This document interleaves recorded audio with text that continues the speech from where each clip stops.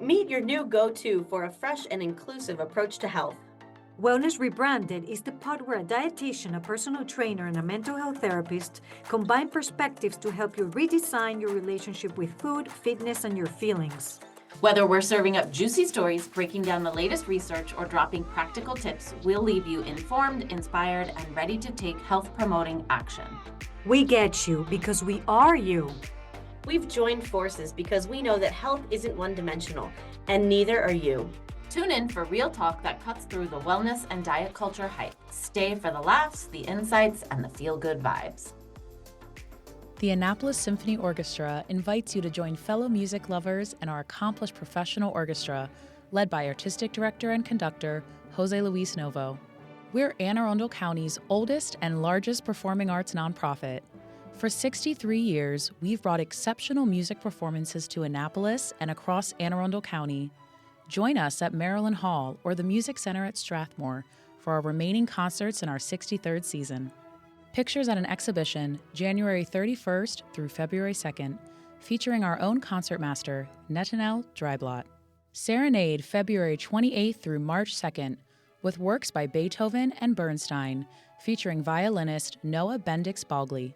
And Fiesta April 4th and 5th, featuring the world premiere of Royden Say's newest composition and the vibrant music of the Dali String Quartet. Let the music inspire you. Get your tickets today at AnnapolisSymphony.org. Hi there. I want to start this episode saying something really important. Ooh, wow, right out of the gate. Yes. Oh, Guys, I love you. I'm so happy to be doing this podcast with you. Okay. So, hey, on our last episode, we answered several questions that we got from different listeners. It was a great episode. If you haven't listened to that, pause for a minute, go back or listen after this. And then after that, we received a few more questions, and there were two that really caught our attention, and we thought we have to make a whole episode just on these two questions, right, ladies? That's right. So that's what we're going to do today. We're going to answer these two questions and hope that you get lots of good info afterwards, during. Okay, so the first question was, what's the most underrated, overrated, and overlooked aspects of each of your professions? This one made me think hard. Yeah, me too. It's almost like a hard one because there's so much it could be. So overrated things, or I guess things that are overrated, that we give too much importance, and maybe it's not like that. We need to be talking about it more, but is the belief that we therapists are neutral all the time. Like we have no emotions involved on this, that we're detached to what is happening to our clients. And that is not true. That is overemphasized. And even part of my training of how you need to remain objective, and I, with years, I've understand that it is important to remain professional, of course, but we often deeply care about our clients. There's been more than once that I come home after dealing with a whatever case that triggers something in me, and I come home and I tear up, and I'm thinking the next day about this client. And sometimes that's not something that we think happens or is okay to happen. Yeah, same thing, actually. I'm often deeply moved by many of the things that clients share with me. And I think about them when we're not in session, for sure. Same. 100% same. So as therapists, we can have emotional experiences or emotional responses with what we are doing. Also, maybe another overrated thing is that we're all knowing, right? That another one that I get a lot that really bothers me is kind of a pet peeve, just FYI. When people ask you what you do, you're a mental health clinician, so or a mental health therapist. Are you reading my mind? Are you diagnosing me right now or overanalyzing what I'm saying? I'm like, buddy, or whatever, whoever says it. In this case was a guy, but I'm remembering of this. I remember the last time was a male who said it to me, and I'm like, first of all, that takes effort. I get paid for it. I don't It's work not for free, sir. exactly. So It doesn't, you're not, no. You need more than 10 seconds of analyzing, sir. Not overanalyzing everything or the typical thing since you're a therapist. What do you think? So we are not all knowing, okay? We assume that we have all the answers or the perfect mental health themselves, or we are human. We're constantly learning and working and evolving with our clients too. I don't think there's a hierarchy that, oh, you have it all figured out and therefore I'm coming to you. No, I have tools that I've learned and many times practice myself, and that's what I'm going to share with you and all the training that I went through. But in the end, we are like everyone else. Deal? That was a good answer. What's your overrated answer? So I think that people have this view that being a personal trainer is like really glamorous and like fun and sexy. And like, yes, it is fun, but like basically I stand in a gym for like 10 hours a day and I'm sweaty and tired most of the time. But Like you are glamorous, fun, and sexy. She was wearing those fancy gym clothes the other day that were so fancy I mistook them for regular clothes. you guys, it was joggers and a long sleeve t-shirt. That The t-shirt had those fancy cutouts. Oh, it in had the- a in the boob window. cleavage. Yeah. Okay, things are going south. Talking about sexy. I said Okay, it. I stand corrected. It is sexy and fun to be a personal trainer. Like, never mind, you get to wear boob windows and fun clothes. I cannot wear boob windows. So you imagine the therapist going with the boob window? I cannot. So yes, that is fun. I would like to wear some other stuff. I cannot. I mean, to be fair, if you have big boobs, everything looks a little bit scandalous on you. So maybe that's part of it. But anyway, back to like serious stuff. I think like people think it's Because we're so good at that. okay, I think that people think that training is just like, oh my God, you just work out all day and you just get to be in the gym and wear comfy clothes, which is like definitely a benefit. But also like I'm hearing other people's like trauma, a lot of the day, and I'm working with people who have like serious goals and also serious like emotions with exercise. Not all the time, but throughout the day, several people for sure. So it's not all just like fun and games and I get to work out all the time. Rarely do I actually get to do my own workout during my day. So as you do more than just guiding people through exercises, and that's a good point. Yes. There is a therapist here locally that she trains trainers on being like trauma informed because of all the Yes. information that you can receive, and also for you to take care of yourself so it doesn't have an impact Yeah. on yourself, because it has, I mean. That sounds like a great training, actually. Yeah, definitely. So my most underrated thing is actually that people think that we stand there and we're just like, okay, let's do 10 reps, and then we count the reps for them, which She never counts. I'm a terrible I always end counter. up doing more, I'm convinced. That's also true, and it's by design. But the most underrated thing is like we become family, right? Like we are very close friends and family. I've been to like countless weddings and baby showers and funerals and all the things. Like those clients become my family and vice versa. Like, so if you want somebody who's going to stand there and count the reps, like don't come to me. I'm horrible at counting, and I will work my way into your life and be part of your support village. So being personal trainer, I think people don't think of that. We think like, oh, they're going to show me how to exercise, which is true, but there's so much more to it than that. Okay, I think I had a hard time answering the most overrated part, if I'm being honest. So I'm thinking like the most misunderstood part, maybe. Mhm. And I came up with one, we're not the food police. I cannot tell you how many times when I tell someone I'm a dietitian, they're immediately like, I don't normally eat like this, or please don't judge what I'm eating. Or I'm like, well, I'm not that kind of dietitian anyway, but also none of us are the food police. Can I say something? Yes. I was in an event with you one day, Yeah.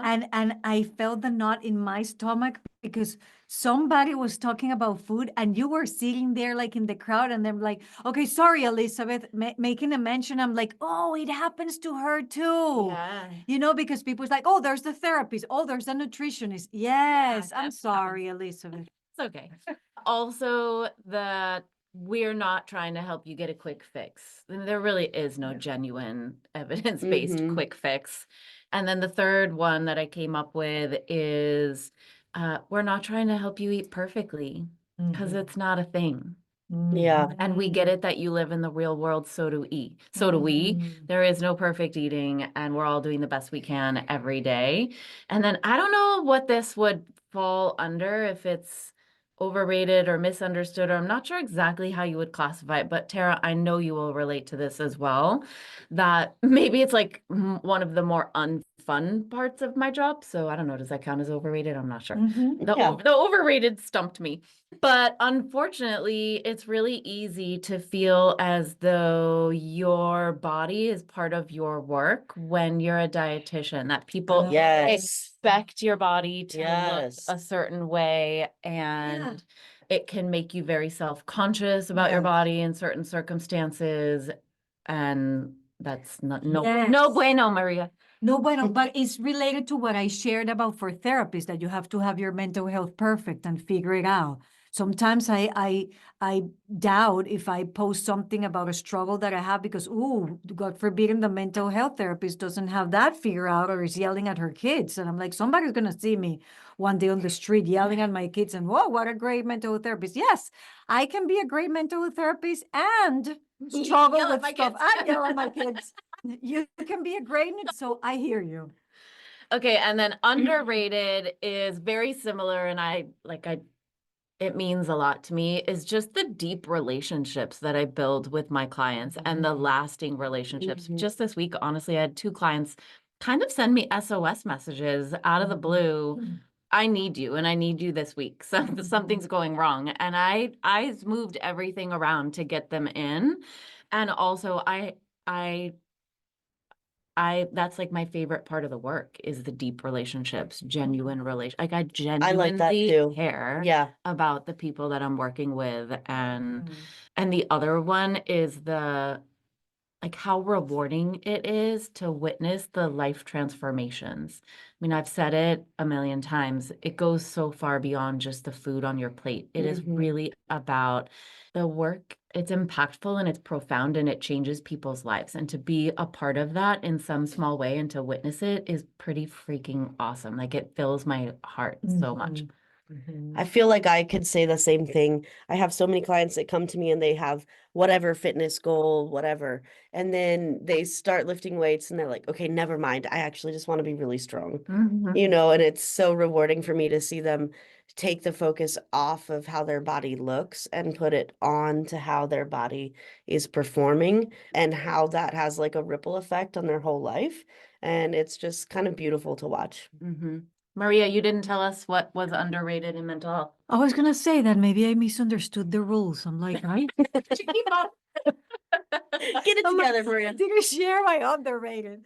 Okay, so I think two thoughts are sometimes we don't talk about enough in my field actually about how the emotional energy that goes into holding space for others is often underestimated, right?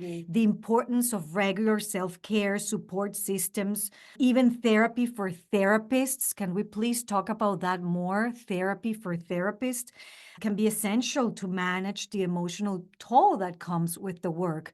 You were talking about deep relationships, and I get kind of a little sad in a way because in the mental health field, that's very tricky. Yeah. You cannot establish friendships. It's even hard for me to see somebody outside of therapy because sometimes I ask myself, I don't know exactly how to act. I always explain to them that I don't say hi first because I want to respect. But since I do a lot of workshops too, and it's not therapy, sometimes I don't remember if if I've seen that person in a workshop or if I had her in a group long time ago, or I saw her in the emergency room as a case. And it's tricky. So that part is kind of, there's a reason. I'm not saying it's sad that it's there. It's just, sometimes we have those emotions. And the other thing, please, let's talk more about the skill of active listening. I mean, truly listening without judgment and giving the clients the space to feel heard is it takes time to develop and it's powerful. but how important that is. I was telling my life coaching session this week that I feel pretty lonely as a therapist, because when we need support, it's really hard to find somebody who truly knows how to listen. And that's something that I never thought before. That's I'm like, super fascinating. and it sucks, guys. It really does. So thankfully, I have a group of therapists that every now and then we see each other and we check in. But what I've done is with those friends that I'm not saying that nobody knows how to listen. I'm not saying that. But please, if you have the chance to learn that skill, not because you have to have a friend who's a therapist, but any friend or any family member, go for it. We have an episode on that. We have an episode on that we should Yeah. update because I know much more now. And also, that's one of my favorite workshops that I've ever been to of yours. So anyone out there who's in any kind of organization, company, church group, I don't know, anything, they should get you in there to give that workshop. And I was going to say, that's what I'm so focused on. That is a workshop that I provide every time, many times a year. I have one coming up. Probably it's going to be before we air this episode, but it can change your relationships. So for more people out there who knows how to listen, so we can all feel heard more, and the world will be a better place. What a wonderful world. Oh, now you're gonna sing. Yes. Oh yeah, I didn't want to last episode. I know. You don't get it anytime you want, just because you ask for, okay? Boundaries, I know. Yes. Okay, Tara. Oh, overlooked. So go. my overlooked is that even though being a personal trainer has a very low barrier for entry, like you just need a CPR certification and your personal certification and you're done. Many of us that have been in the industry for years and years and years have like tons of certifications and tons of education, and we do a lot of continuing education every year. So for most of us, we're not just like a dude bro that decided to try to make a career out of it. We're like really highly educated people that want to genuinely help others. Okay, well, she stole my answer because I was going to say the same thing. The most overlooked thing is the depth of knowledge and expertise that dietitians have. Like Yeah. we, especially now, it's a requirement to have a master's degree in nutrition science. We have specialties. There are, renal dietitians and oncology dietitians and, I mean, just a gazillion specialties, same continuing education credits. And it's definitely like something I just can't say often enough, because it seems like everyone who eats thinks that they are a specialist in nutrition and therefore can advise and recommend other people how to eat. And it really is about science, and there is an incredible depth of knowledge that dietitians have, and I want everyone to know that. Yeah, totally. But I really am on the edge of my seat because I cannot wait to get to the next question, which was, what's the most poignant thing that we've learned from each other in our 2 years of podcasting? Okay, so I want to go first because this is Thank goodness. Because you want to steal my answer again. No, both of you Don't were tell my looking at me secrets. like democratically choosing me again to go first. No. We were looking at you because you're having trouble with the rules today. Yeah, we were keeping you in line. Thank you. Thank you. So I love this question and it's really hard to answer. Really? Yeah, Really? because I've learned a ton from both of you guys. Yeah, it doesn't have to be poignant or whatever you pronounce. Yeah. It I'm can be sorry, anything. Miss. That was the question. Yep, it was. So here's my biggest thing. I'm going to say biggest thing, but I'll probably correct myself in a minute. But one of the biggest things that I've learned from Elizabeth is like a true meaning of what intuitive eating is. Because when I first came to intuitive eating, I kind of just developed my own like way of listening to my body and eating what made me feel good and not eating what didn't make me feel good. And I was just kind of like, yeah, that's intuitive eating. But having done 110 episodes of this podcast with Elizabeth and seeing her every week for at least 2 hours, if not more, I've come to realize that it's not just so much like making food choices like that as it is doing that and then adding like some nutrition science to it. Like looking at the things like what does your body like truly need from you? I have polycystic ovaries. I've mentioned that before. Like what kind of foods are going to support me in that health journey? And also, it's really zooming out and looking at your whole health and thinking about how you define it. Yeah. Like, so that was something that really like came to mind when I read this question is like, I didn't truly understand intuitive eating until Elizabeth came into So my life. you're intuitive eating Sherpa. Yeah, that's right. And from Maria, I love She's already blushing. So Maria, I love her like no nonsense approach to mental health and how she'll just, say like, "Hey, let that go. Set that boundary and let it go," because that's something that like I don't struggle with at all. A recovering people pleaser here. So for me, having Maria talk about, setting boundaries with people and letting things go and kind of like properly managing stress, I think has been really helpful for me. There's probably so much more though for her, honestly, but that's what I'm gonna say is the biggest thing I've taken away from you. So glad to hear. Okay, it's my turn. So wait a minute, because I didn't think of anything professionally. I don't think it matters. Well, now I'm fascinated of what you've learned personally. Well, yeah, I mean, about, Say whatever you want. okay, good. That's a It's our good podcast. thing. We make the rules. Okay, that's a good thing.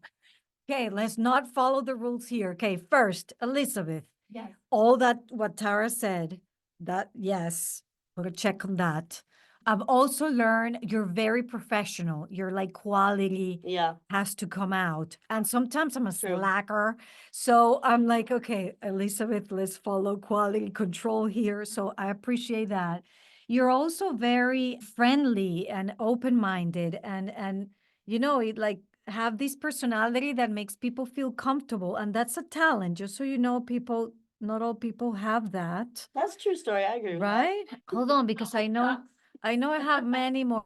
Elizabeth has a really good sense of style that I notice every time I'm watching. I'm like, oh Yeah. yeah, I can use jeans with that kind of stuff. Like she has a good sense of style. You're a good cook. Not that you cook enough for me. It's been like once, which I don't think We're it's still waiting fair. for chocolate cake. I just want to point out. I know. Some green tomato curry today, and then I was like, are they gonna want that? That's maybe a weird thing. No, but here's I the would thing. say- There's something that this is something you can improve. Stop promising, bringing us stuff, and just bring it. Okay? Constructive criticism. Yeah, constructive criticism. Workshop on the gift of feedback, so I'm gonna receive that feedback. Thank you. and Receive I'll that. work on it. I need good food. Bring it to me. Okay, Tara, I admire and I've learned from you to be like, I feel your energy is so really focus on what's priority. You're like easygoing. Does that make sense? Like maybe not, because behind closed doors we are probably dealing with stress and anxiety. But in the outside, what I perceive is like, girl, it'll be fine. Girl, it's okay. Tara is one of the most relaxed people I've ever met. Right, right. It's like it's fine, and then I'm she's glad like, I appear that way because I feel like a duck on a pond sometimes. we all duck on a yes, pond? yeah, the You feet know how they under look the like they're water. just floating there, but their feet are going like a million miles a minute. Oh, thank you for explaining that. Yeah, we're not. We can. Even Maria knew that phrase. Yes, come on. Maria, I'm not sure if that was insulting to you or me. I but meant because I it's feel your like we second should- language. I feel like we should both be offended. Okay, sorry, girls. Okay, here's one more thing I appreciate. Okay, so Tara, I also appreciate what you just described about yourself, how highly educated you are. Because to be honest, I didn't know that personal trainers could be, I mean, no personal trainer have shared with me before of all the education that I have. And I'm like, this woman knows her shit. Like, Just now learned how smart you are. no, Should not, I be offended? oh. That's not what I said. I'm just learning that personal trainers can be that highly educated. Oh, finally. What is that, like 50 hours worth of recording together? And she just realized that I Just know so I stuff. finish my idea, I also want to say thank you, listeners, for being with me, because here in the podcast room, sometimes it feels like I'm talking to myself. So I want to end by saying that something that I've learned from the two of you together is the awesomeness of this relationship. This is something that I feel blessed and thankful, because it could not be, it doesn't have to be this way. I think our personalities match. We have a good thing going on and thankful. I think we're good at giving feedback to each other if something is going a different route, and that's important. So I appreciate this relationship with you. Like I said when I started the episode, I love you, and anything I can do to make this even better, I'm all in. Thank you for your attention. Okay, well, you stole my thunder a little bit. I knew I shouldn't have gone last on this one because Grab the mic. yeah, I was gonna say I've really learned how much I love you both and that how great it is to always be making new friends because we didn't start out as friends, Yeah. right? I mean, we weren't not friends, but we didn't start out as friends, but I feel like we're genuinely friends now. And I love having both of you in my life and collaborating with both of you on this podcast is like one of the highlights of my work now. I just said that to my husband this week. You told me. We And I about told this. Maria. Really? I was like, Yeah. "Lo," he's like, what do you have coming up this week?" And I was like, "Oh, we've got a podcast meeting on Thursday, and then we're recording Friday." And I'm like really looking forward to seeing the girls and doing the work. And it's like, I love my job, but I don't always be like, "Yay, I get to go to work tomorrow." Yeah. And so when I have something like this and I'm like, "Damn, I'm really looking forward to that." It's just like, "Yay, I'm so glad." And it's because of you guys. Yeah. And also that you brought Coco today. I did bring Coco today. And what I've learned, what other things that I've learned, I would say, Tara, it is a little bit your easy breezy personality. I try to like adopt that and like not Oh. sweat the small stuff. And you've taught me that, or helped me. And Maria, I would say it's actually, well, you've taught me like the power of laughter and being silly and laughing at yourself. Like you Yes. always bring humor and fun to everything and aren't afraid to be silly and I was gonna say stupid, but that's not right. She's a smart one. Oh. I meant stupidly funny. Okay. I take it as a compliment. I Yes, receive please, it. it is meant to Yes. be a I'm compliment. sure. I love that both of you guys during this episode have like put your hand on your chest and like received what the other person is saying. That's so funny. That is so. I'm sure I've learned very much more poignant things from both of you, but that's what came to my mind today.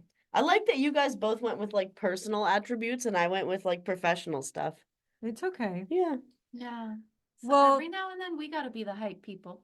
Mhm. I'm saying we really switched roles today. So- You're the smart one. What is the world coming to? That's an inside joke. Sorry. So, for those of you out there, thank you for listening. I hope you enjoy this episode as much as we did. Send us a note and tell us what jumps out at you and tell us who are the people in your life that make you happy and Or the activities Fill that your make cup. you happy. Yeah. Yes. And don't forget to download, leave a review, like the episode, share with friends. And if you don't know who Coco is, that it was just mentioned, go to our Instagram, Wellness Rebranded, so you can see videos and pictures that we're taking today about our new podcast co-host, mascot. Yes. Until And also, I would add, if you are looking for a mental health ally or a personal trainer or a dietitian who genuinely cares and wants to support you, we're here. Reach out. You know that exhausting cycle of obsessing over your food choices, tracking every bite, feeling guilty after eating, and promising yourself you'll start fresh on Monday? If you've been stuck in that loop, I want to share something important. The problem was never your lack of willpower, and the solution is not another diet or a better plan. This is Elizabeth, and I created my Thrive Tribe 4-month group coaching program to help you break free from this exhausting cycle of dieting by showing you how to heal your relationship with food and your body. Inside the group, you'll learn how to stop letting the scale determine your mood, how to keep all foods in the house without feeling out of control, how to silence the constant food chatter in your head as you reconnect with your body and its cues so you can trust yourself and your food choices. Doors to Thrive Tribe are currently open, and the next group will launch in the middle of February. To learn more and see if you're a good fit, book a free strategy call with me now using the link in the show notes. I intentionally keep these groups small. There are only 8 spots to ensure that you get the support you deserve to do this deep healing work. So please don't wait to reach out. I'd love to help you transform your relationship with food and find lasting food and body peace. Thank you for listening. If you want to connect with me outside of this podcast, you can find me on Instagram at coaching_therapist. I'm Elizabeth. You can find me at Elizabeth Harris Nutrition or in my Facebook group, Health and Healing with Intuitive Eating. And I'm on Instagram and Facebook at Tara DeLeon Fitness. Guys, if you loved this episode or any of our other episodes, we would love it if you would leave us a review on Apple Podcast. It really, really helps us get the non-diet word out to the rest of the world. So please leave us a review. Yes, thank you.